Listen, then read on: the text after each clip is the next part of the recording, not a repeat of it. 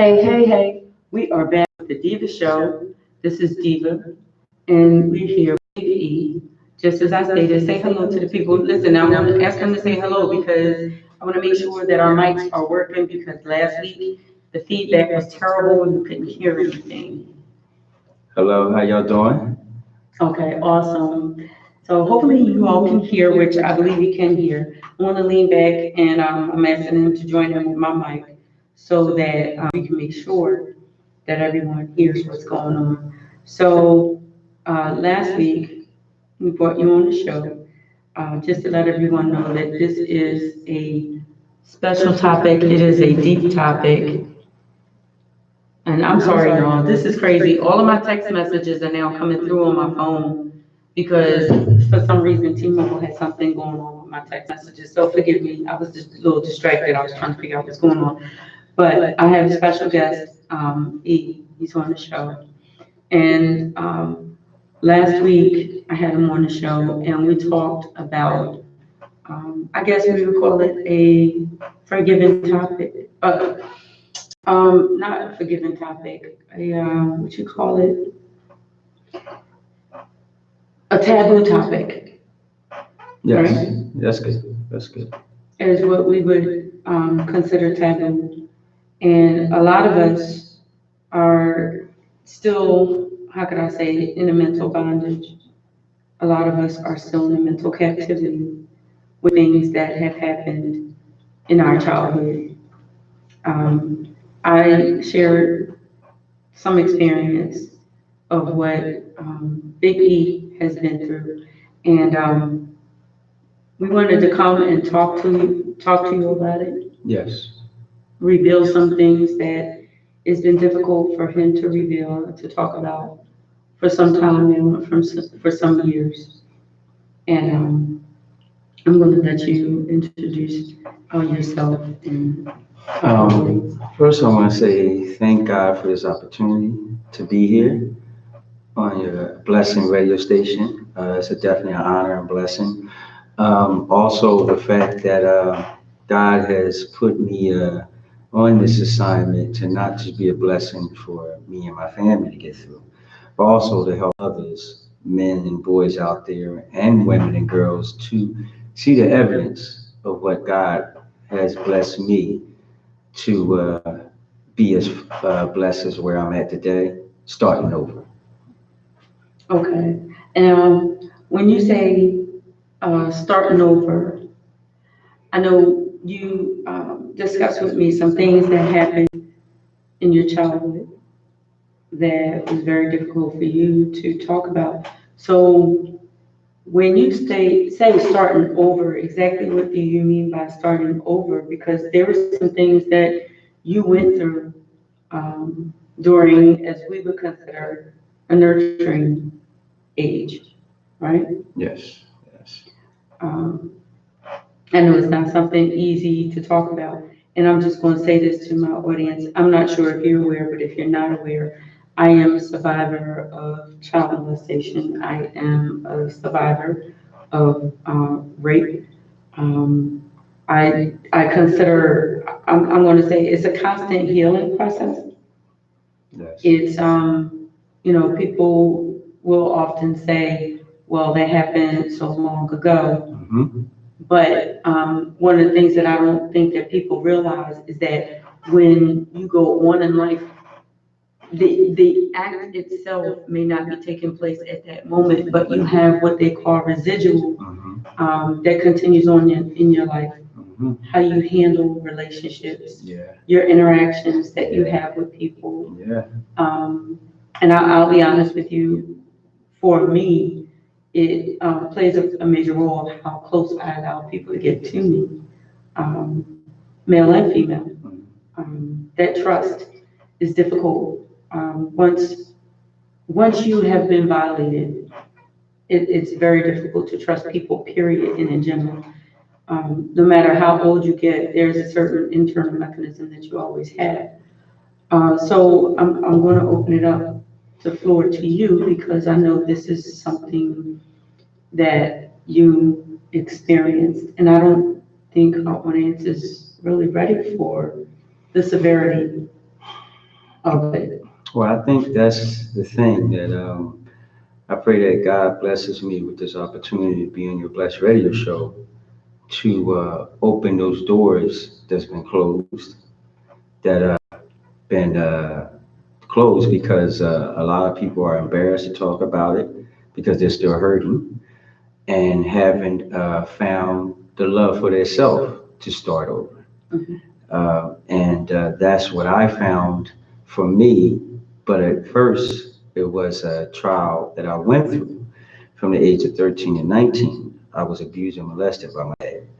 And that was among brothers and sisters living in the same house. Um, the way it happened was is that you can have a mother and father, but still have problems with your family. And that's exactly what happened. I had a mother and father that was working, but at the same time, that mother and father relationship, as husband and wife, wasn't working. And there was a lot of trials and tribulations we all went through verbally.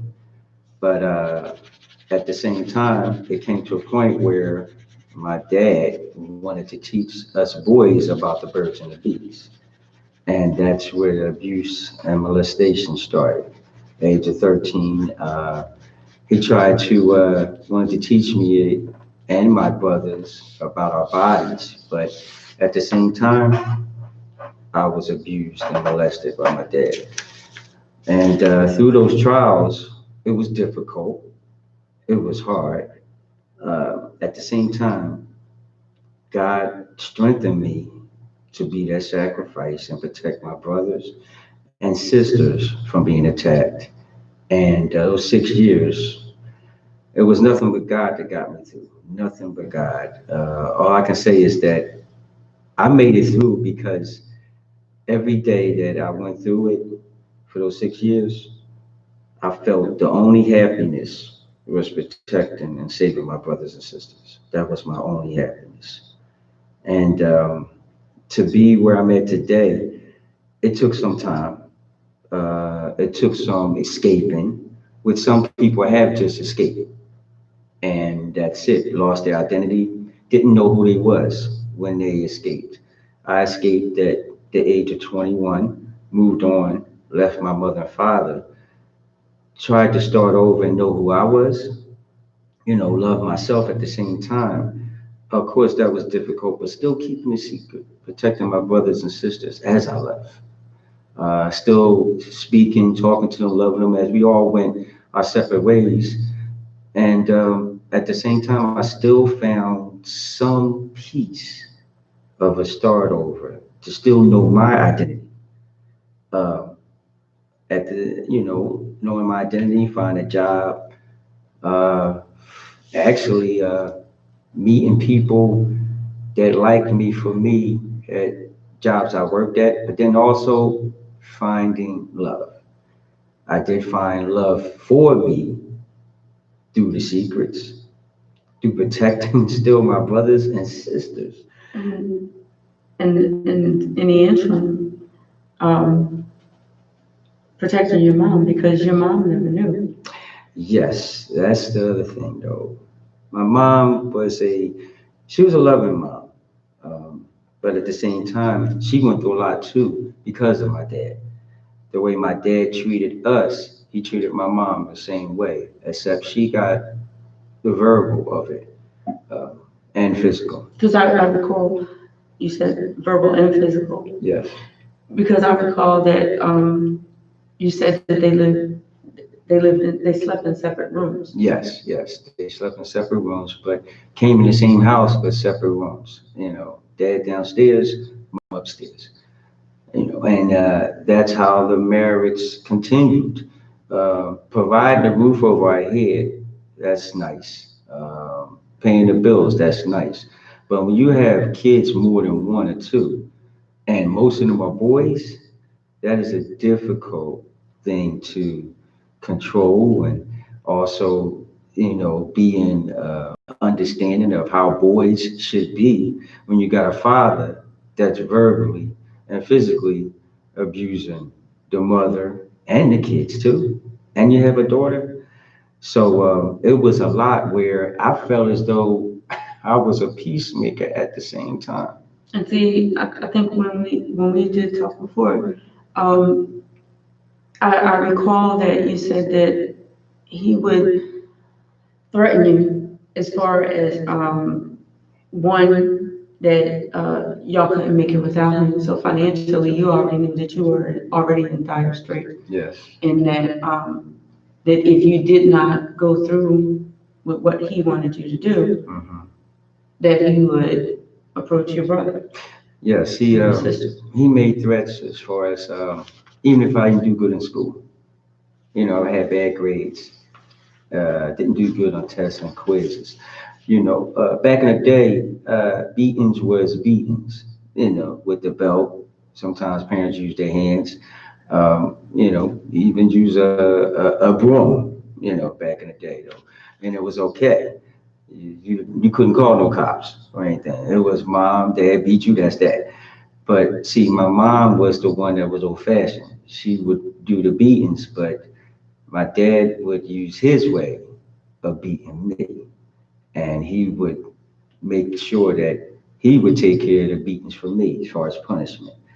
And at the same time, he did threaten me, say that he would leave the family if I didn't do what he asked. As far as punishment, I didn't do good on tests, or even if I just had a problem with my body back then, So, so basically, he used that,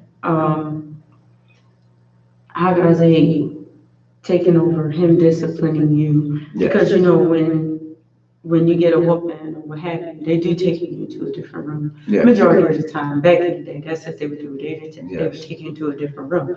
So his way of masking his activity and what he was doing to you, and keeping it away from her, yes, was to take you into a completely separate room, exactly.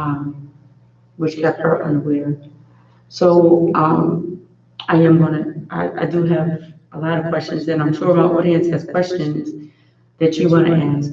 The number here is 215-909-6070. I will tell you, we won't have that many commercials today because I feel as though this topic is very important. The message is very important. Um, and I know that you mentioned that your mom passed away 3 years ago, Yes, yes, she did.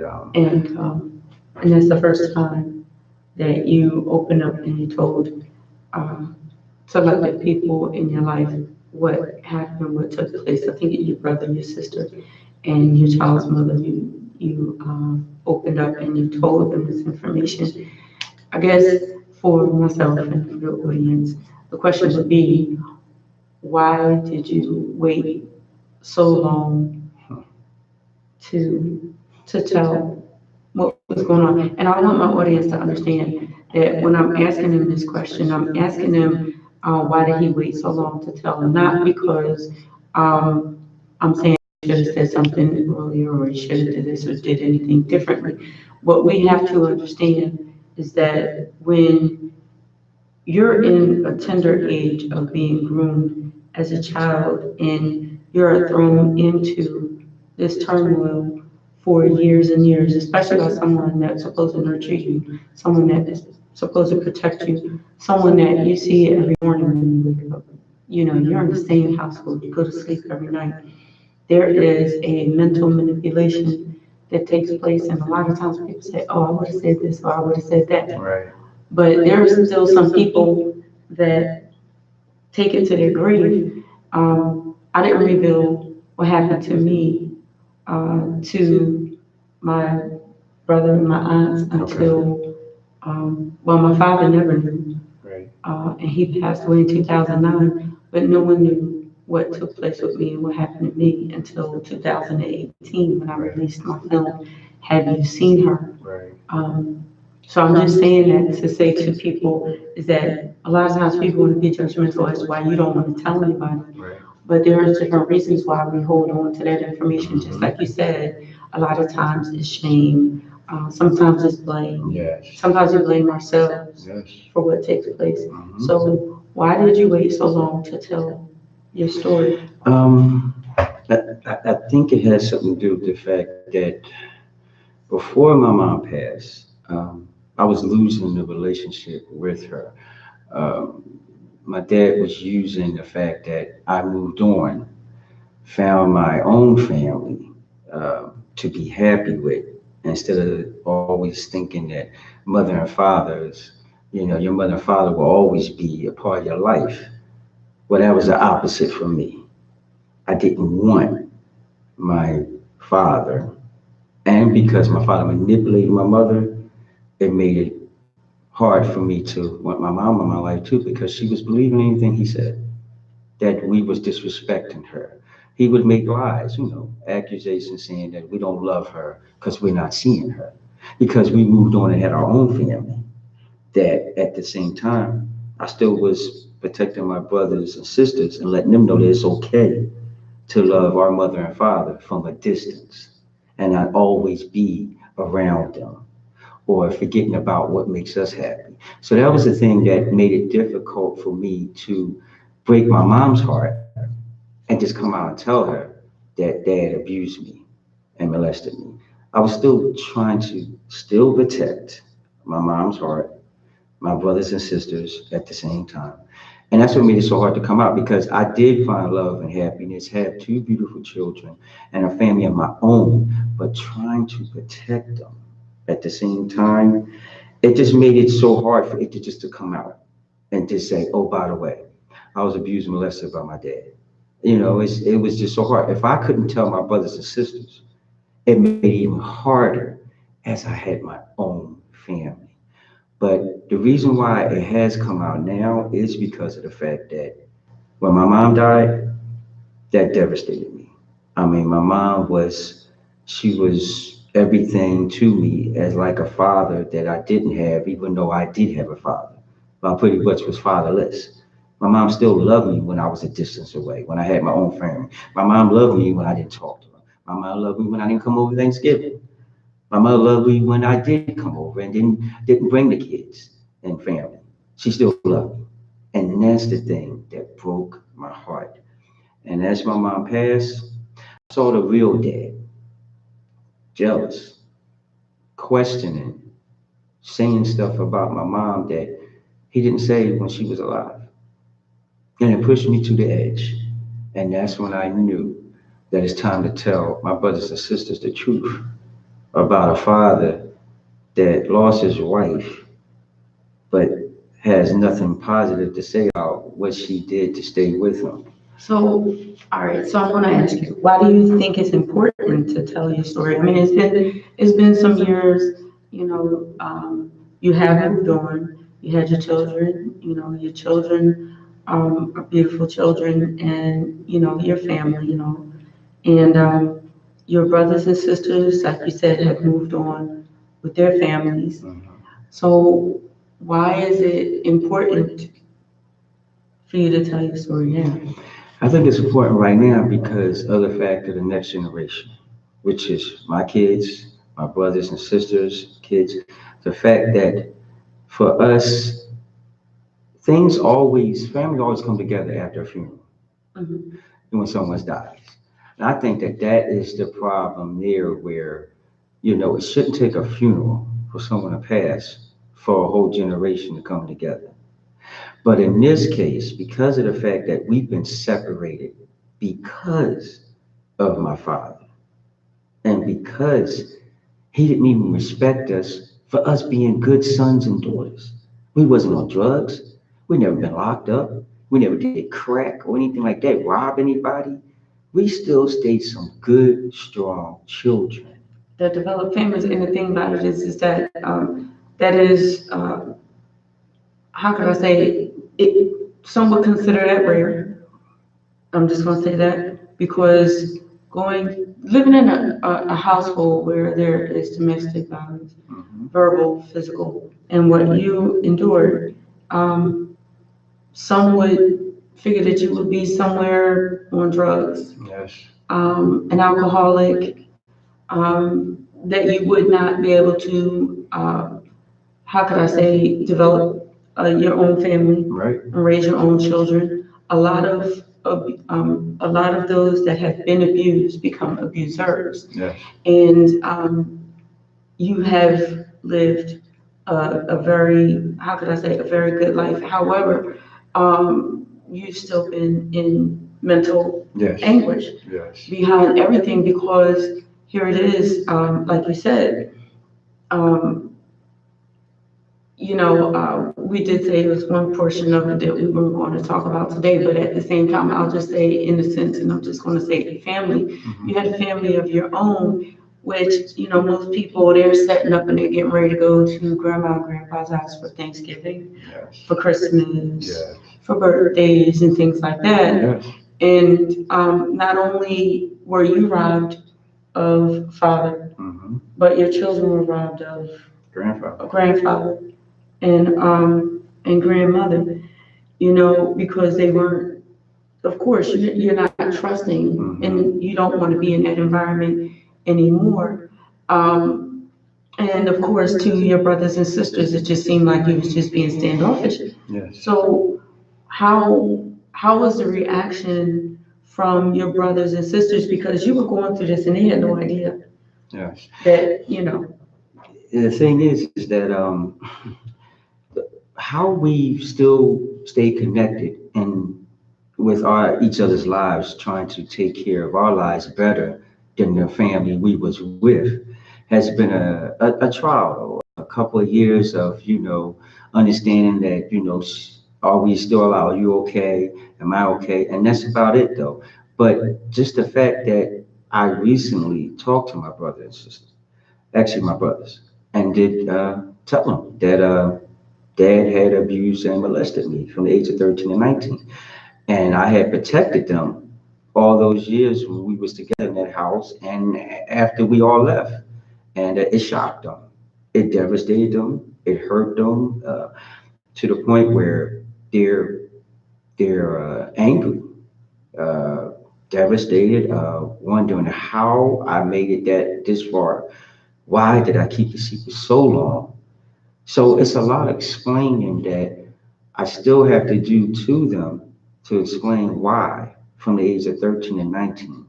Well, I know that you did tell me some instances, and I'm not sure how detailed, but you want to get into things. But I do recall you would say when you, like now, I know our listeners are saying protecting them, how you protecting them.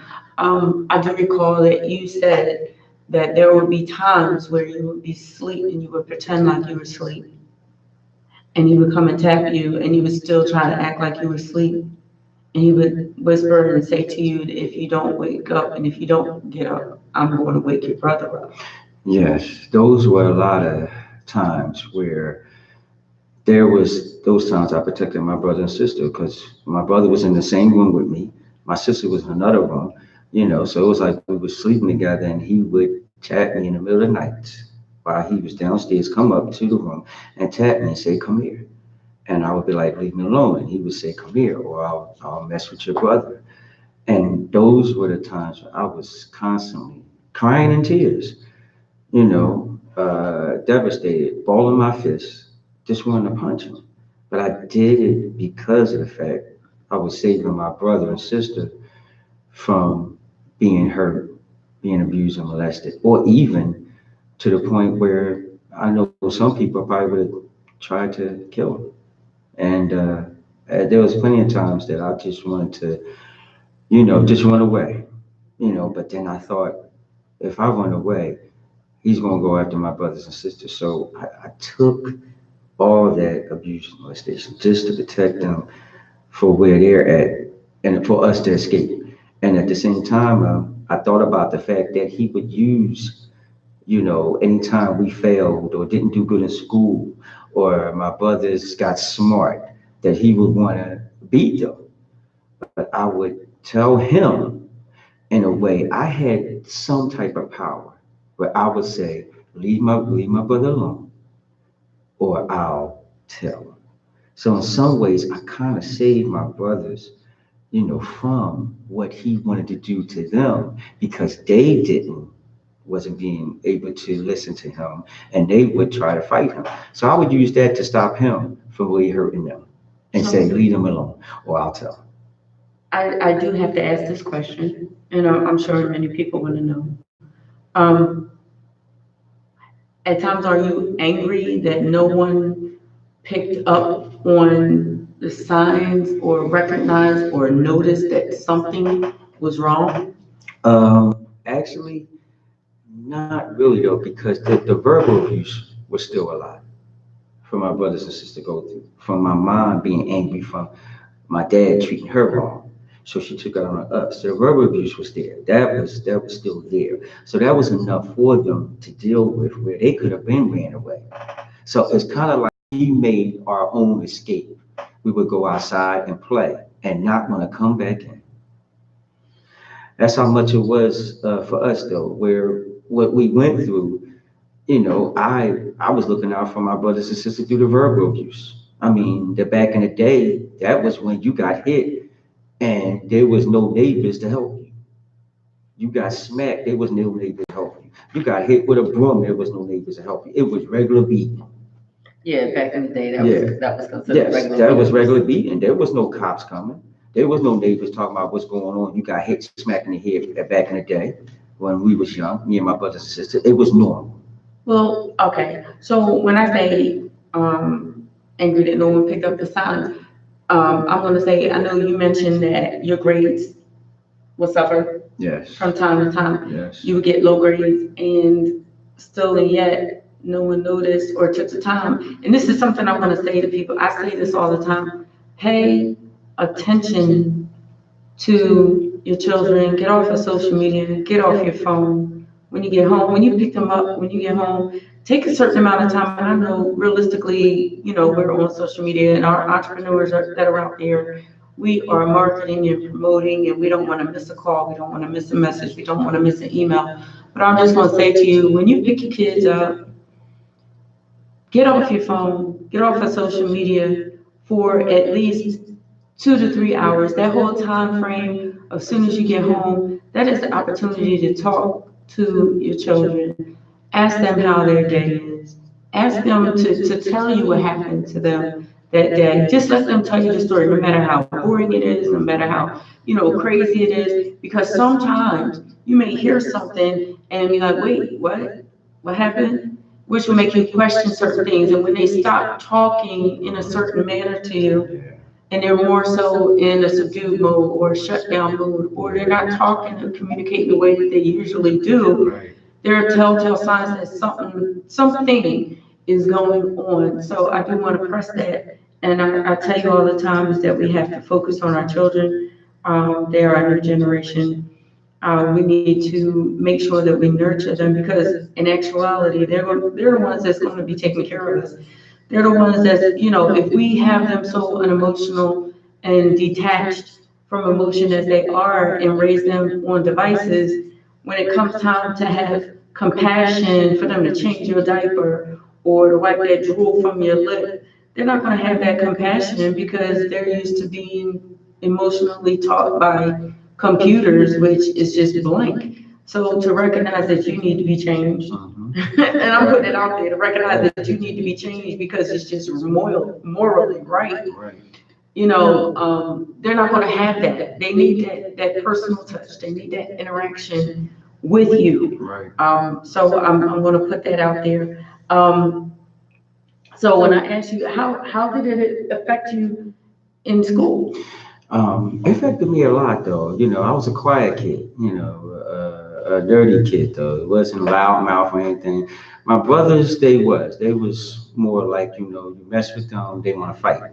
And that's because of where we was at, the house we lived in, the family. Me, I was more the type where I just wanted to laugh, to feel better from what I was going through in that house. But at the same time, it affected my grades because I couldn't concentrate on how to study, how to take a test, how to get ready to study the night before for a quiz, because I was always trying to protect myself, keep one eye open and one eye closed, worried about my dad was going to wake me up and try to touch me before I go to sleep. And there was times where I would try to sleep, right with my brother, or try to, put a bunch of covers over me so he can't even touch me or get me out of my bed. I mean, anything I could think of, but it affected my grades though. I was nervous going to school. I didn't know what to laugh about. I didn't know how to pay attention. So yes, it affected my grades where I made it to 12th grade, but I did not graduate because of this. I ended up going to summer school, and because that happened, my dad used that to do his summertime punishment to me. He made it where my mother wanted to stop back in the day, no TV. You're gonna be in your room, bread and water, basically. You want punishment. You ain't going outside. That was the back in the day punishment in the 80s and 90s for me. But my dad used that way of punishing me to say, if you do what I say, you'll have a different punishment of you can still watch TV, but you please me. So, all right. So I do have to back you up and ask you this question. I mean, I'm listening to you, and it's just it is difficult to hear it. Yes. You know what I mean? It's difficult. You lived it, but it's difficult to hear it. And in reality, there's someone else that's out there dealing with that right now. Yes. Um, and well, I'm going to go back to some of my questions, but I'm just saying there's someone out there that's dealing with that right now. And when I say that, I need you all out there that are listening to be aware of this. I did research, Mhm. as I said to you before. I did research to find out about help for our boys that may be victims of molestation, victims of rape, victims of incest. I have done the research, and what I came up with, and I'm just saying this was me sitting in front of the computer intensely, like putting in specific things for search engines, Right. trying to locate this information. And what I'm going to say to you is, I came up with almost 33 on one page, 33 resources for women, 33 resources for victims of molestation. Mhm. There was a few for victims of incest, women against rape, women organized against rape. Was listed on there. So there are some hotlines also for domestic abuse, for victims of rape, Right. for victims of molestation. Right. Now, I'm going to tell you that I saw two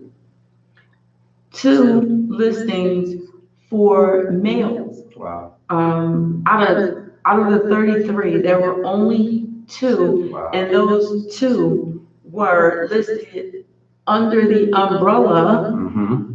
Yes. of women organized against rape. Right. And that was disturbing to me. And it was disturbing in every way because here we are in 2019, Yes. and we went through, I think, in the past 5 or 6 years, where they have blasted the archdiocese for all of the priests Yes. that were molesting young men, all of the young men that came forth and opened up and told their stories how they were molested when they were altar boys. And Yes.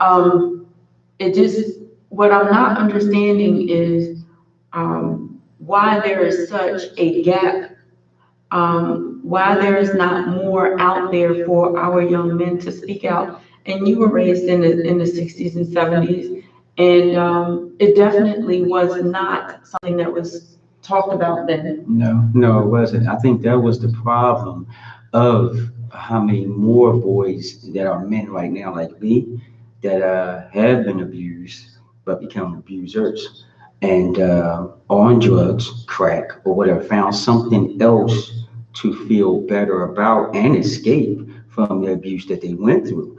Because back in the day, there was no organizations out there. There was nobody in your business that you can call and talk to and come in your house and say, Daddy was hitting me the wrong way or Mommy was hitting me the wrong way. It was fine. There was no 911 to call to believe you that Daddy or Mommy is wrong. Back in the day, it was normal. There was nothing that could help you. Churches was just about church. Mhm. That was it. And my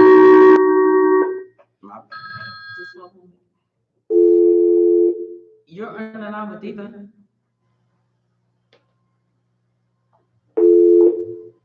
Okay.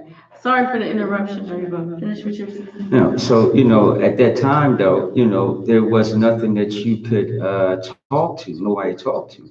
So it made it very hard and difficult to even come out and say with a mother and father in your house that your father's abusing and molesting you. So at that time though, I think the thing is now is that if God can bless me to open the door that He's using me to be that evidence that you can have a start over from all the abuse and molestation I went through from 13 and 19 and still kept the secret, still found love, happiness, a family. I think that it's out there for other men too from the archdiocese because my help is not just for just one race. My help is for God to use it for all men and boys out there. Archdiocese, that boy that's a man now that's been abused, become abuser. That's what God called me to do. And I will not stop doing with this until I help and heal those boys that are men now and boys out there that are embarrassed and hurt, but walking around like they don't need the help. Walking around lost because I know you have done quite a bit of outreach and you're still doing outreach. Yes. And I know you're going to be back at it real soon. I think Yes. you said in January, correct? Yes. In 2017, I worked with the WAR organization, Women Organizations Against Rape, and like we just talked about the 33 women organizations that's out there, and only 2 men. I had to do my research at the same time, and it was only that organization that took me in and accepted me, and I was the only male in that group when I graduated. How was that? It makes you question the fact that pain is pain, abuse is abuse. It's not just women abuse, it's men being abused too, and boys being abused. So I think that's the thing that we need to change that cycle of just abused women and girls out there when there's abused boys and men out there because help needs to be on both sides. But you know what? I think, just my thought, I think that unfortunately, the way society um, paints the male, how could I say, the male figure, and I say it all the time, when I talk about different things, people don't look at men as boys that grew up. Yes. And a lot of females do too. They just look at it as this man is supposed to take care of me. This man is supposed to pay the bills. This man is supposed to do this. And I say it all the time. Men sometimes have just as much baggage as, women do, but men are supposed to carry it differently. Why? Why are they supposed to carry that abuse differently than women do? Because why? Because they have a penis?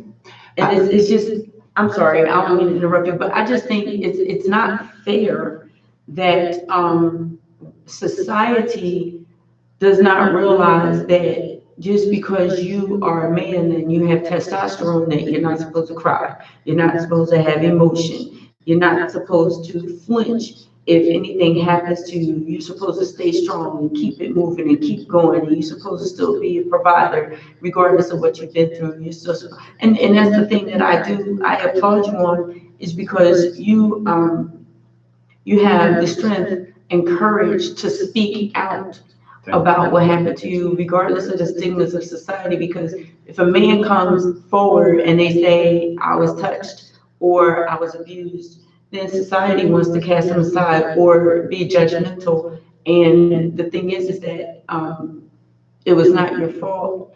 And through what you've been through, you have moved on. You have, a significant other. You raised a family, and you, in the process of you doing that and moving forward, you still, and this is what I'm talking about, ladies, baggage. You still held on to that hurt and that pain, but you still got up every day, you went to work, you took care of the kids, you took care of mom, you took care of the household. And I have to commend you for that because, like I said, so many of them that are out here that have been abused are on drugs and, go back and back and back and back through treatment because something happened in their life. Not everybody that's on drugs want to be on drugs. It's like Yes. they're self-medicating Yes. because some of them can't or are afraid to speak out. Because as soon as you tell somebody, um, as a man, I was sexually molested, the first thing that comes to their mind is, oh, they must be gay. Yes, yes, yes. See, that's the thing, though. I think that's the problem with us black men, is the fact that if we come out and just say we was abused, immediately it's an automatic, oh, well, he's gay or something like that, But then they don't think about the fact that, well, if a drug dealer, or someone on crack or something like that, they just on crack because they just want to do drugs. You don't know if it has anything to do with them being abused or molested. And they just want to find something to make them feel better than how they was being touched and felt. That's the thing, though. You don't know how many crack, drug, and people out here, boys and men, in jail that could have been abused, and they had to find some way of, which I used before, escape to escape what they was being touched, abused, molested in a house that there was nobody to help. Well, I think going back again, um, it's true in every possible way because I'm just going to say in dealing with what I dealt with for years. I think in my film, like I said, it was 10 years. Mhm. For almost 10 years, I was completely lost. Um, Whatever I could do to escape, I was in the mode of self-destruction. Whatever I could do to escape, it started with marijuana, it went on to drugs and alcohol, and I smoked cigarettes for the longest time. Like anything that I could do that would make me keep from feeling that hopelessness, that, how could I say, feeling, of despair, that feeling of emptiness, violation, that you weren't good enough, that you're never going to be good enough. Right? Because, things that happened to me, it wasn't just one time, it was a couple times. So you start to question yourself and you start to blame yourself. So it was a long time span that I don't have a problem talking about it, and I tell people about it all the time. I end up putting it in a movie on display. It's a part of my healing and a part of my therapy. That I could not understand what was going on with me. Why did this happen to me? And that's why I say all the time to people that, everybody that's drinking and drink, everybody that's, doing drugs or what have you, there's a story behind everything. Yes. So I'm just going to say there's a lot of them that are out there dealing with it. And the fact that you did not, become an alcoholic, you successfully were in a relationship for 20 plus years. You raised your children, and like I said, regardless of the stigma that was there, but see, that stigma is also what kept you from telling your children's story.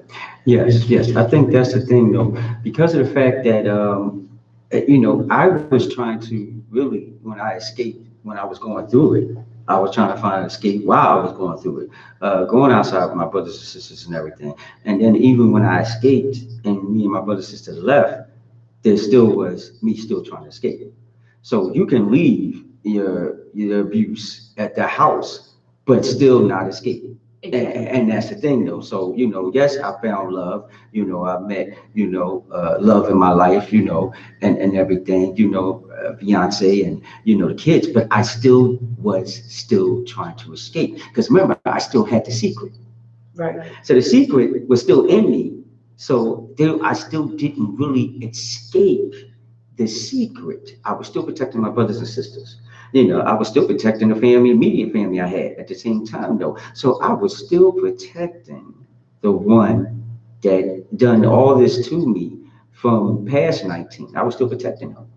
And that's where I knew that something wasn't right. I wasn't doing something right, though. I was still not loving me at the 100% that I should have, by letting it out and not worrying about my brothers and sisters. Did you seek therapy? Yes, I did. I went through therapy. There was times, I'm not gonna lie, I did go through therapy. I did lose it at one point, I did end up in the hospital. I'm not ashamed to talk about that. I was in the hospital for 1 month, The first time I told her, I was in the hospital for a month. But after that, it was like, I'm okay. You know how some people do though, when they abuse and listen, I'm okay, I'm all right. Go to therapy, getting group sessions, take your medicine, and then that's that.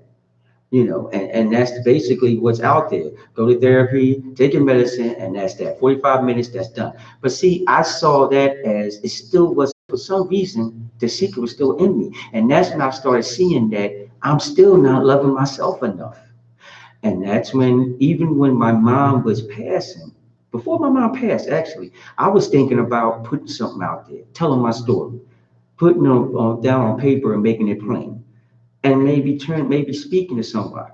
So it was in me, but when my mom passed, it really got in me because I knew then that my mom knew everything up in heaven, and now I knew that it's time to stop covering, to stop protecting, get off the escape, and love myself completely, but help others know that they don't need to keep the secret to protect the person that hurt them because you're still hurting.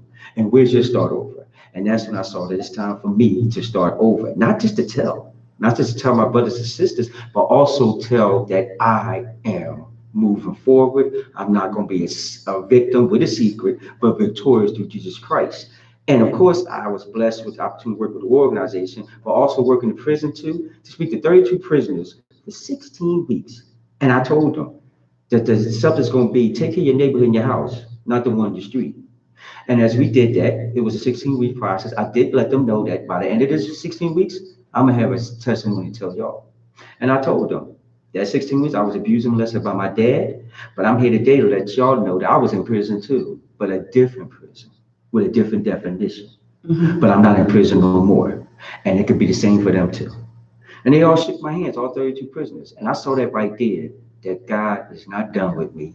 And I know what I need to do to help, heal, testify, and be that evidence for anyone out there that's quiet, embarrassed, and hurting, but still think that they are man, keeping the secret, being embarrassed and hurt and abused.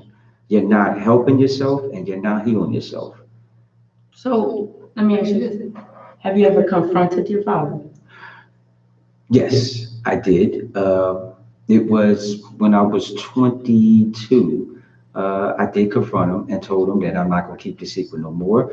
But it was in a way where I wanted him to do something for me, help me go to school, to a computer school, pay this money that I needed so I could go to computer school and get the job that I did receive, my first job as a designer. So in turn, you manipulated him because you used it as leverage. Exactly. So in actuality, you never really got, and to this day, you still haven't received any kind of like closure of the situation because he still has yet to take accountability. And that's the thing though. The thing is, the reason why I'm testifying now, speaking out about it, so my brothers and sisters can really hear it from this live blessed radio station, but also on my mom's side and my dad's side of family, of his brothers, because I did get a chance to reach out to my brothers, my father's brothers, and tell them that your brother, which is my father, abused and molested me. It was a blessing. It was a teardrop moment. It was, it was like I felt freedom from keeping the secret that I did let my dad's brothers know what kind of father he really has been to us. Because see, at that time with my family then, my dad and my mom, they never stayed close to their family. See, we was our own, nobody know our business. Exactly. Well, considering the fact, you know what I mean? That's what happens a lot of times is that you're like secluded. Yes. And that was the thing though. We was a secluded family. We didn't want nobody to know our business, especially my dad's brothers and my mom's family. So it was more like anything that was going on in our house, they didn't want their family to know about it. And now I knew that it was time that before my time is up, I'm going to confess it, not in revenge, but to let them know that that I became a strong son and also a family member to them to let them see that what really's been going on in that house, but how I've made it through, and the fact that God's going to use me to also help others. Okay, so with that in mind, and I know you're a church going man, Yes, and I'm a yes. church going woman, I'm gonna ask you around this question.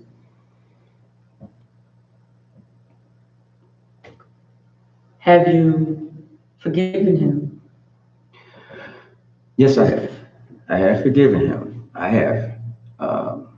That was about maybe 6 years ago. I have forgiven him, but I haven't forgotten. That's the thing right there. I haven't forgotten what happened, but I have forgiven him in a way where um, I know where he lives at.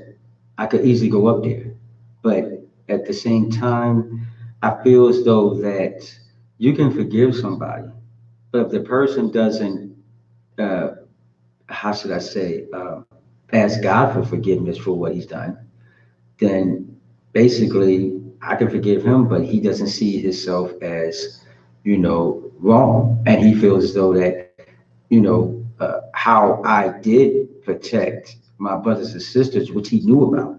And he threatened me when I was that age that he should let my brothers and sisters know what kind of father he really was. I think that's the point for him to deal with, that I'm not going to keep the secret and forgiving him and keep the secret. I'm going to let it out to let him know that I'm not that 13-year-old no more. Okay, And I'm not that 19-year-old either. right. So I know that, God rest her soul, your mom passed 3 years ago. Yes. Do you have any regrets not telling her before she passed? Yes, I do. I feel as though that I think that if I had told my mom, she would have left my dad. And I think it would have still devastated her and her heart, definitely. I think it would definitely devastate her heart to the point where I don't know if that could have took her to, to her grave. I don't know. I know that it would definitely devastated her, and it would have hurt her to know that all those times when she was going to work and when my brother pretty much when he went to school and I went to summer school and graduated, Mhm. that I was afraid to come home and I would stay out in the street all day and all night, that she was wondering why I always didn't want to come home. And now she would have known that the reason why I didn't want to come home, I didn't want to be home by myself with him. So I think that would have really, it would have devastated. I do feel hurtful that I didn't get a chance to tell her, but she knows now. Okay. And I mean, that's a lot of weight to carry at 13, like yes, 13 and 14. Like you yes, were at the age where you were becoming a young man. You were at the age where you were just starting high school. yes, You yes. know, you were the oldest of your siblings. I mean, like I say to you over and over again, it took a lot of strength and a lot of courage to endure the way that Yes. you did. God puts us through things for His reasons, and I know that at this time that you are taking the time to actually be a voice and try to be a voice of those that need assistance, those that need help out there, that not just male but also female that are afraid to speak up, because with the mind manipulation that he did to you and keeping you in that mind captivity, Yes. is that there was no other alternative. We have to make sure that we let you all know as our audience, there's always an alternative. Um, and while you believed in your heart that you were, saving your brothers and your sisters, how could I say, in actuality, we want to urge you to speak out, encourage you to tell someone. Um, Not really sure of everyone's situation. Mhm. A lot of times it is financial Yes. in the house. Yes. It's fear. Yes. Um, And when you are being manipulated, you believe what's being said by your abusers. You know, it's a difficult situation, but we want to put out as much information as we can to you all to speak out. I do have some information I want to share with you all.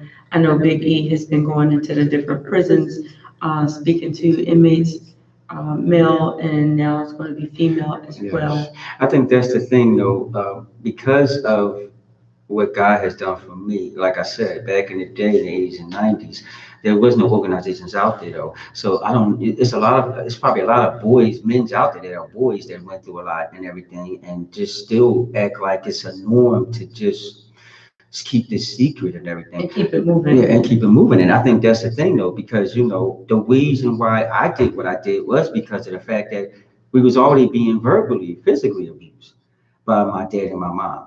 I was getting the most of it, but I said, you know what? If somehow, some way I could save my brothers and sisters from losing it, then so be it.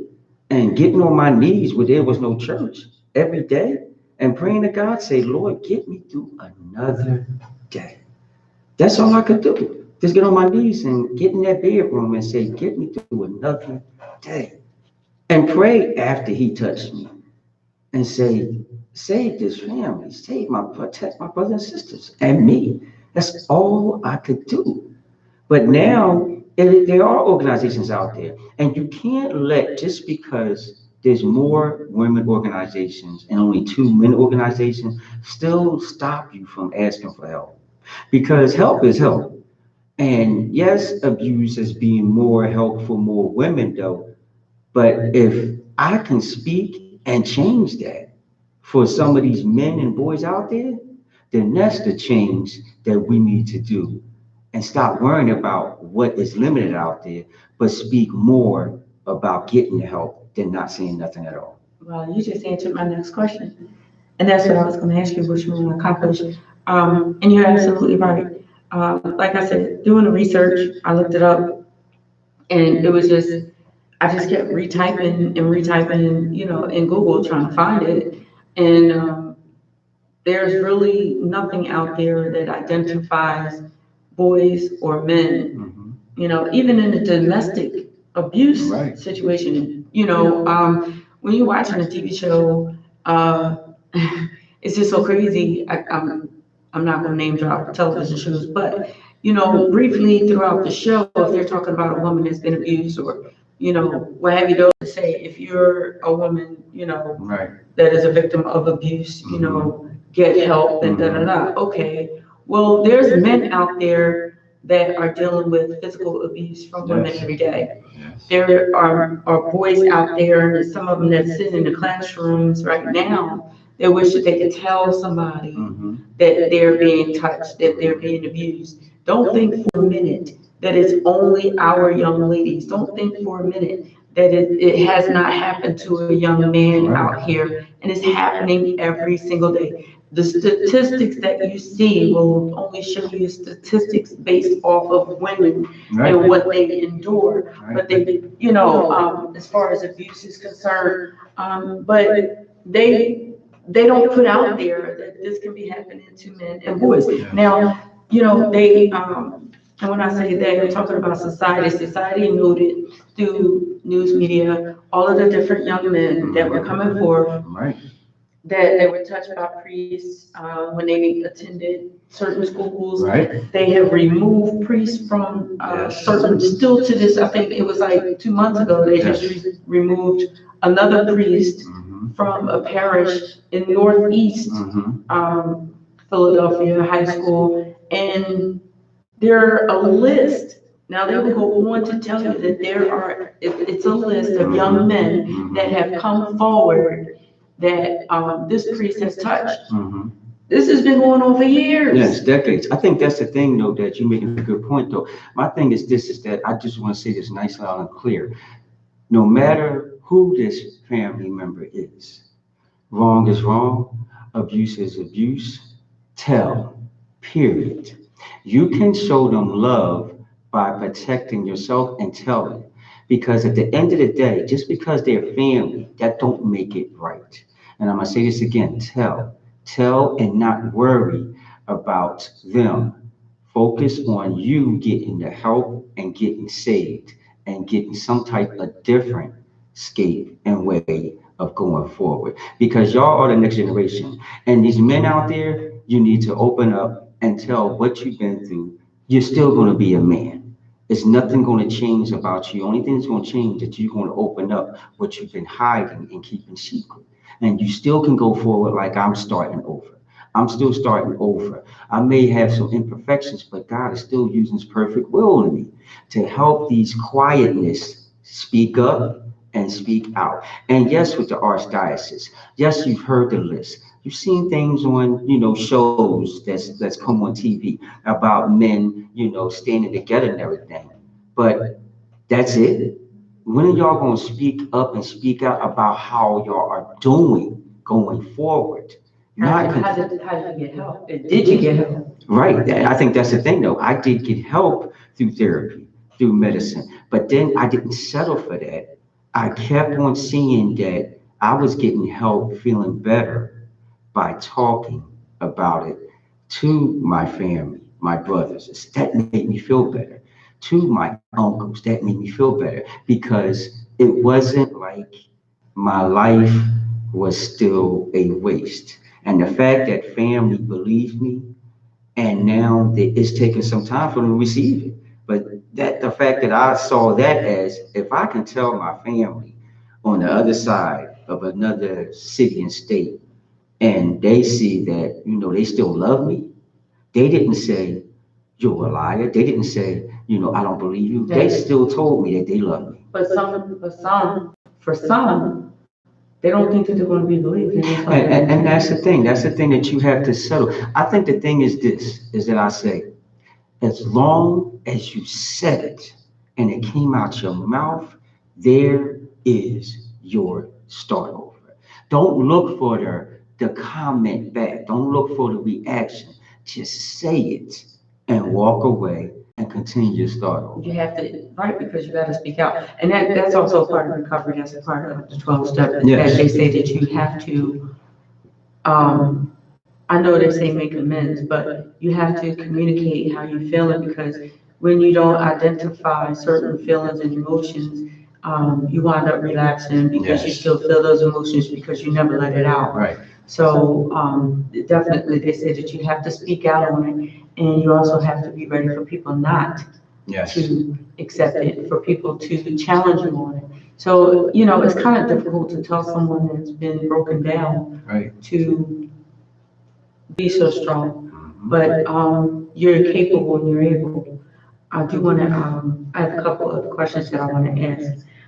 Since you have spoken out at different prisons and organizations, do you feel that they should place these type of services and communications in the schools and as well as the prisons? Do you think that they should, and we already know people, like when it comes to the schools, some parents will say, well, I don't want that in my child's school because I think it might promote something negative or anything like that. And they've taken counselors out of the schools. That's a major problem. Right. That is a problem. But, I think that is necessary in schools because of the fact that even back in the day, it was fine to be a teacher. It was okay to be a teacher. No teacher was getting beat up or nothing like that in the 80s and 90s. A teacher could get into a boy or girl's business. Why are you coming in late? What's that on your eye or something like that. And the parents did take it seriously when the teacher asked the kid, why your grade slipping?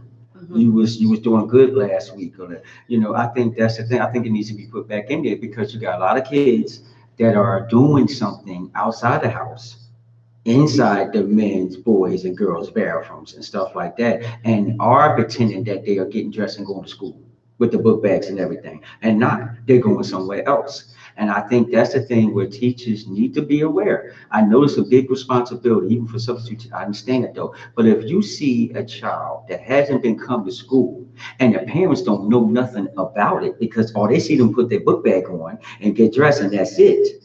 I think that's something that some teachers still need to have that in these schools of some type of Program, Yes, somebody that they can talk to. exactly, because when a student is talking and then he stops talking or she stops talking, when you say good morning to them, It's a problem. that's a problem. That's something that you need to see that change and see, ask them and see what's going on though. A lot of these families don't want you to be in their business because of the fact that they're busy. I understand that. Keep a roof over their head, you keep the lights on and everything, I understand that. But at the end of the day, the lights and the roof is not as important as your son and daughter out there getting a different identity and not being them, but being somebody else out in the streets. But not only that, I'm not sure if anybody's aware of it, but teen homelessness Mhm. is at an all-time high Right. in the city of Philadelphia. Why is it at an all-time high in the city of Philadelphia? Why don't these children want to go home? Now, let's think about this. We had a lot of, which they put it on television all the time. We had a lot of smash and grabs. There's smash and grabs all in Center City yesterday. Yes. Why do we have so many children that feel comfortable just acting out? And don't get it twisted. Children act out for a reason. A parent will say immediately, "Oh, I don't know why she did that. Oh, I don't know why he did that. He don't learn that at home." Well, he's trying to draw attention. She's trying to draw attention to this. So that's why they're acting out. Yes. What you need to do is this. I don't know why they're not doing this because I don't teach them at home. Okay, well then your job is to figure out why they're doing it. Exactly. You know what I mean? Not chastising them and saying to them, and you'll get, listen, I'm just saying to you, you'll get almost a completely different kid in like 2.5 when, you pull them back instead of saying, when we get home, I'm gonna do this to you, and understanding some situations, That's necessary. that's necessary. That's necessary. But I'm just saying, instead of always just saying, when you get home, I'm gonna do this and I'm gonna do that, I'm taking this from you, I'm taking that from you. Actually sit down and have a whole doggone conversation. And I'm sorry because going through what I went through, in some of my teenage years and early 20s, it's times that I wanted to speak out and it's times that I wanted to say something, but I just didn't. I didn't feel comfortable. I didn't feel safe in doing so. So I'm just going to say, some of these kids that are acting out and doing different things out here are not just trying to be bad. They're trying to draw attention, and some of them don't care whether it's negative or positive as long as somebody's paying attention to them. And when you sit that kid down, the kid can be the most ornery, Mhm. combative, Yes. aggressive. Yes. And, if you sit them down and you have an actual real conversation to open the floor up for them to talk, Yes. you will be amazed of the new kid that you meet underneath. That's a good idea though, and I think that's the thing though, because now technology is their best friend. Technology is their father. Technology is their mother. And that's the thing though, and I think that a lot of these kids do this stuff, and they could be some good kids, but they got with other kids that don't even have a mother and father, or have a father or have a mother, and they get into cliques. I think that's the thing that's missing in these houses though, is that, I don't see how they got dressed, charge their phone and get dressed and everything, put their book bag on. They came from somebody's house. And I think that's the thing though. A lot of these kids are acting out because when they get home, there's nobody there. So that's what it is. So, you got parents that are working 2 jobs, and by the time they come home, it's like, oh, okay, you just getting in. The parents are too tired to talk to them and chastise them. I'm going to bed. I'll take care of that later. And that lady turns into another lady, and another lady, and a couple of years later, and everything, a couple of months later. My thing is this, is that like you said, if you just, no matter what you haven't been doing and being a mother and father, just do this. Go take them in a room. Take the phone away, turn everything off, and just sit there with them and let him and her let it out. Even if it's an angry let out, even if it's just, what you want to say to me, even if they don't say nothing for 5 minutes, don't move. But you know what? I think that's the thing though, because they got a lot to say. Even if they want to cuss at you, whatever, I guarantee you, after they done cussed and everything, then they gonna some tears might come down. You know what I'm saying? Some of the real son that you need to see might come out. The real daughter might come out. Just don't move and sit there until everything come out. And a lot of them just want to be heard. Yes. To listen. And it may not even be that deep as molestation or rape or anything like that. Yep. It may just be that they were passed up for a position in a production, or they were passed up for, like, if they're going for student government or something like that. Y'all don't even know what picture there is in your kids' schools anymore, now that they're out of grade school, even though they still take pictures in high school and things like that. You know, you're out of touch with the current events that are going on in their school. You're out of touch with when they have a test coming up. So many parents, you know, and I'm going in talking about the parents because I'm just an advocate for our children out there, because I was that child that I was a introvert, and I went to FLC. Shout out to FLC for life. I'm going to say this. When I performed, and that's what I did, I was a vocal artist. When and actor. When I was on that stage, that was my escape. A lot of people that I attended school with, some know me, some don't. Shout out to Lonnie, Yolanda, Camille, those that were very close to me, Dave, Scarp, you know, shout out to all of you all, Ricky Guess and all of you. You know, we would have gatherings and things like that, and I really enjoyed them, and it helped take me away.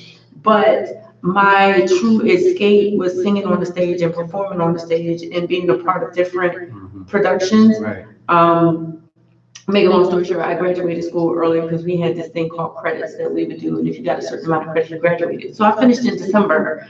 So from January until graduation in June, from January to June, I didn't even have to be there, but I would get there at 7 o'clock in the morning just to sit on the step outside the choir to sing with the choir, because that was my feeling, that was my escape. I didn't want to be in my household. I didn't want to be, you know, in those four walls, and I wanted to communicate and tell my dad what was happening, but I didn't know how. My father was a single father.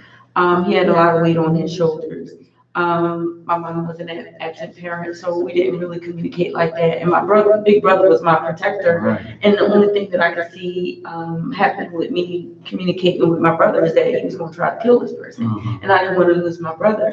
You know what I mean? So my thing is that, you know, a lot of our children don't have that communication opportunity to escape because the parents are very busy.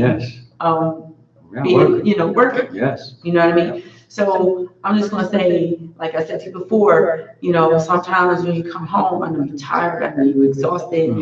Sometimes, like Eve was just saying, you have to give your children like a platform. How can I say? Not necessarily no judgment platform, but you have to give them like the floor. Give them the floor. Give them the mic.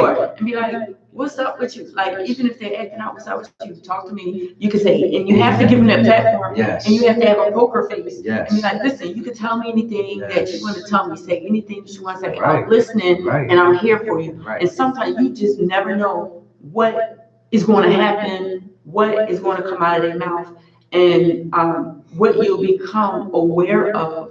Because there's so much that is happening in our children's lives. I think you made a good point, though, because, and also take the insult. If you wasn't a good, if you're not being a good father, a good mother, take that insult. Because I think that's the thing right there. That's the thing right there. Take the insult. Because if you love your son and daughter and you've been absent, take the insult. Well, I'm gonna say you're preaching to me right now, because I'm just gonna share with my audience. Every household is not perfect. And there were times, like I said, I opened the floor. There were times that I did. I opened the floor for my kids because of what I've been through. I'm like, listen, talk to me. That the floor was open, and I had to, the mirror was put in front of my face about me being so busy, about me not noticing certain things, and me not taking time for certain things. So there, you know, I realized I had to realize that, and make some adjustments. And I'm just going to say that we don't have the counselors in the schools the way that we used to. We don't have the nurses in the schools the way that we used to. That when we were growing up, that we would be able to go and sit in the nurse's office, and the nurse would be like, what's wrong with you? What's going on with you?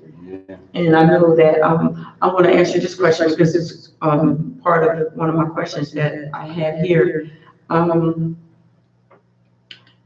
I know that you mentioned that, it was verbal abuse, it was domestic abuse, and it was, molestation going on. Do you think that, how could I say this? Do you think that you would have been able to tell your mom if she put that platform out there for you? Wow, that's a deep one right there. I mean, I think that you know what? It's something you said that because it was a Thursday. My sister took my mom out to dinner, and I was thinking about her so much that I wanted to.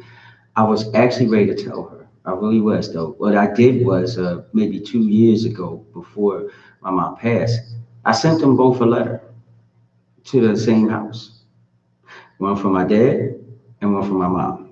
mhm. The one from my dad was I wrote on there saying that I'm tired of you, that I'm not gonna keep your secret no more, and if you don't leave my family alone, I'm gonna let my brothers and sisters know what you did, and that was for him. And I sent my mom saying, I love you, mom, but you've been very defensive, offending dad like he's been a good father, and you're not being a good mother, loving us on us good sons and daughters. We've never been on drugs and nothing like that. We've been some good sons. Just because we haven't been around to see you, that's because we got our own family to take care of. So I sent that to her though. So the only thing is, I don't know if mom got my dad's letter and opened it. I don't know. I don't know if she opened it first and read his and hers. I do not know. Hmm. So that's the thing though. So that's something that I think about. That did my mom read my dad's letter that I put Because in there? because if I'm not mistaken, you did say that even though you grew up and you left, your father still taunted you as an adult. Yes, he did though. He still would talk to me and call me and talk about he missed me and he loved me. There was times when I would come over for Thanksgiving and he would give me a hug. I just would want to let go. I like let go, Or one time, one time he kissed me on my cheek, and I didn't know what that was about. I didn't know, and I didn't like that. And yeah, he tried to keep his peace with me, but also peace secret with me. That's what Right. he was trying to do. Keep me peaceful and happy, but also want me to keep the secret still. Like he's a good father. And you see, that's something that I really regretted. I really regretted just letting him walk every day, talking to my brothers and sisters like he's been a good father when he never was. I mean, my brothers and sisters, they could say that they can speak on probably if I open this door of the verbal abuse that they went through too, though, and my sister. But at the same time, they feel as though it's too late when it's never too late. It's never too. Yeah, the audience needs to know that Yeah. it's never too late to speak out about abuse. It's never too late though, and help has no age limit. It Exactly. doesn't. Help has no age limit, and that's where I'm at today.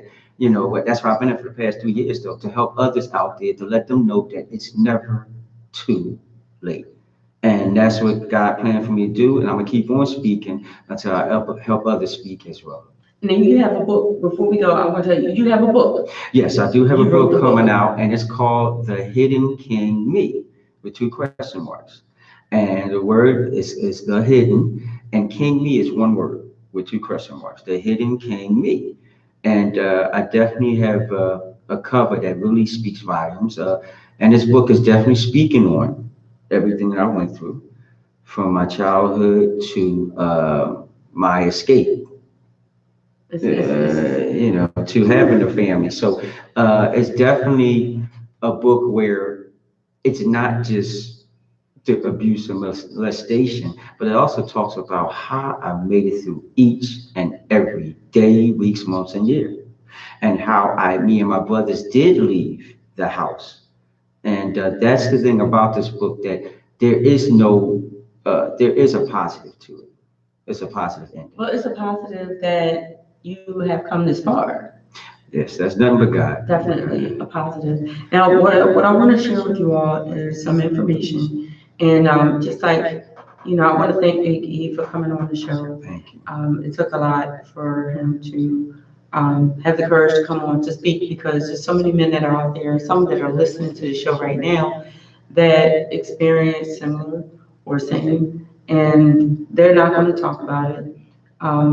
They may have, seek treatment, may not have, but it's some that are going to take it to their grave and just won't talk about it because it's just so taboo. But I'm going to challenge society and I'm going to challenge you all to develop these different programs that our young men need.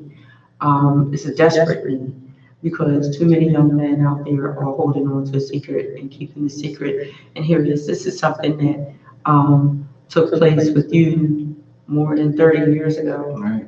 And he just decided to speak out about it not that long ago. So we don't know how many of our young men are out there that are around his age limit or even younger, or even our young men that are attending schools right now that are broken, that we need to figure out how to help. This is about help. This is about healing. It's not about shame and it's not about blame. It's about help and it's about healing. It's identifying that we need these different programs, not only for our young ladies, but we need these different programs for our young men. Yes. And we need them identified specifically for men because you have these young boys that don't want to pick up and call a center for women of abuse. Nope. Nope. How is it, and I'm just gonna put it out there because some men deal with the stigma that, there's homosexuality attachment that is to abuse, which is not. Just because this young man was molested does not mean that he's going to be gay. Right. And shout out to my LGBTQ community. I love you all. LGBTQ or STVWXYZ, whatever letters that you choose, I love you all. So I don't want you to think in any way that I'm speaking out against you in any way, but not every child that is molested is gay. And it's the same thing with the females. Females are raped, deal with molestation. Not every female that is raped or molested is a lesbian. Yes. So we need to remove a lot of those stigmas, but we need to make available the opportunity for the young men that are out there that are going through something that have been touched.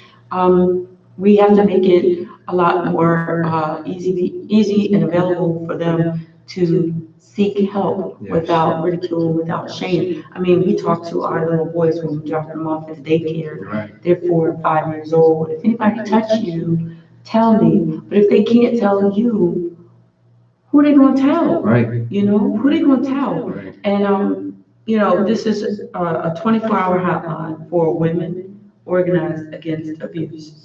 It's the Philadelphia Crisis Center, and understand that it's not just for women organized against. It's women organized against rape.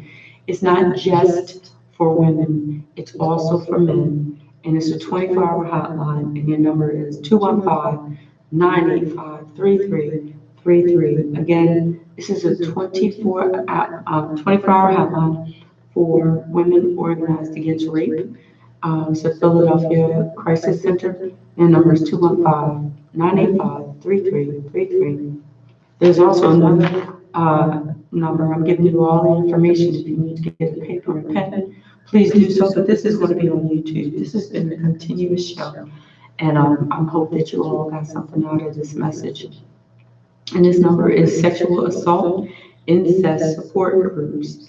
And that's at Einstein Hospital. Their telephone number is 215-456-7890. And then we also have the Philadelphia Sexual Assault Response Center. And that's PSARC, Philadelphia Sexual Assault Response Center. And they're in our North Philadelphia area in the Honey Park section.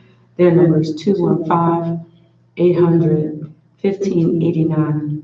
And for emergencies, if you need immediate assistance, don't hesitate. You can call 911, but you can also call 215-425-3745. 1625 to reach someone that you can talk to on call. You can actually talk to someone on the phone that's 24/7. I know my eldest daughter, shout out to Tanisha Gordon, she, as a young lady, volunteered to for the crisis center, and she would take crisis calls in the on-call center for those that are victims of abuse, for those that need respite placement for foster care as well. So there's a lot of help out there. Only thing that I'm asking is that we try to change some of the stigmas of society and make this help readily and available for our men and our young boys to get help. Because when we look at it, every time we turn around, we're looking at channel 6, Yes. channel 3, channel 10, channel Yes. 17, 29, 57. I'm gonna mention them all because I don't want y'all to think that I'm like biased. But every time we look at the news, we're looking at another rape. Yes. And the abusers of rape are getting younger and Yes. younger. Yes. Why is that? Yes. Have y'all thought about that? Why is it that we are having rape abusers that are 14, Yes. that are 15? Yes. That's a learned behavior. Yes. I'm just putting it out there. That is a learned behavior. It used to be, it was a man that was 25, 30, oh, he's 35. No, I think it was 2 years ago, at a recreation center, that, some young men were accused, and I'm just gonna say the word accused. But, you hear it all the time. Yes. 15 and 16-year-old rapists. Yes. How is this happening? Mm. Because we do not have information available. We don't have these crisis centers available. We have just as many young men that are being raped and abused as we do young ladies. And if y'all don't believe that, then you're lost. You're lost. So I'm getting ready to close out the Diva show. Again, I'm going to say thank you Thank you. to Big E for coming on the show, for sharing his story. It took a lot of courage and a lot of strength to be a man of God and to share his story. And you're a man of God and you have a platform, and your message on your platform is to share. Yes, my message is to start a ministry which is called HELP, which is healing, encouragement, living past free. And that's simple, straight to the point. Help, healing, encouraging, living past free. The message is to help these boys and men see that there's no help age limit. Anybody and anybody can get God's help as He got blessed me with the help. And I look at it as it's not over till God said it's over. And as you wake up every day, you need to start thinking about what's not right that's happening to you.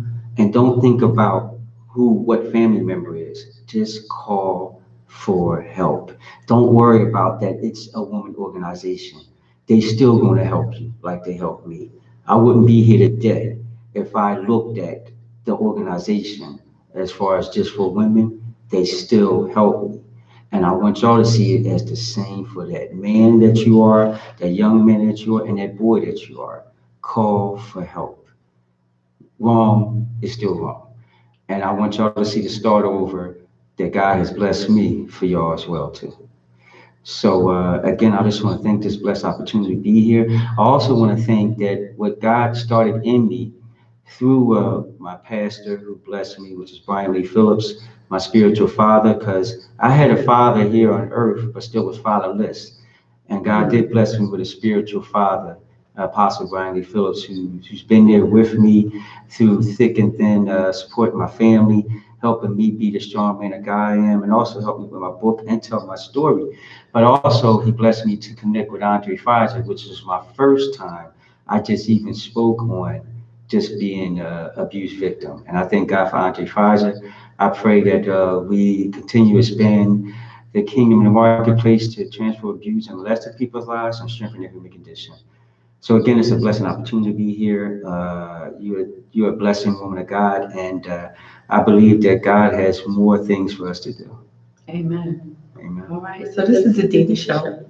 I'm getting ready to close out. I thank everybody for being committed and consistent in tuning into the show. Every Thursday, we will be here from 12 noon until 2 p.m. We're going to have some touching stories. We're going to have some fun stories. We're going to have some interesting stories. We're going to talk about film. We're going to talk about industry. We're going to keep it all 100. And that's what we did today. Brought you some information, bringing it 100. I will be back on the radio next Thursday from 12 to 2 p.m. I strongly urge you to make sure that you Google Deeva Gordon. Google me, Deeva Gordon, to stay up to date with everything that's going on with me and my company, DEU Productions LLC. And stay tuned for Sador Radio and download Live and Marketplace, Live and Direct Marketplace, so that you can tune into all of the shows. Shout out to Kalia for the Millspo show you had yesterday. Shout out to the Brown Skin Girls, you had your show. I appreciate everybody tuning in, everybody listening. Check out our page, Stage to Screen for Witness Film. And make sure you tune into Comcast, make sure you tune into Verizon. Check us out every Sunday morning from 9 a.m. to 12 noon. We will be on for the month of October and for the month of November. Make sure you check out Instagram or Twitter. Make sure you check out my YouTube, which is DEU Productions LLC. And check out our webpage, DEU Productions LLC. This is Deeva Gordon from DEU, saying good night. Have a good day with Big E. Yes, and God bless y'all. Any way y'all can connect with me, connect with Diva. She definitely will get us connected with y'all. God bless. Love, peace, Harry's. I see y'all soon.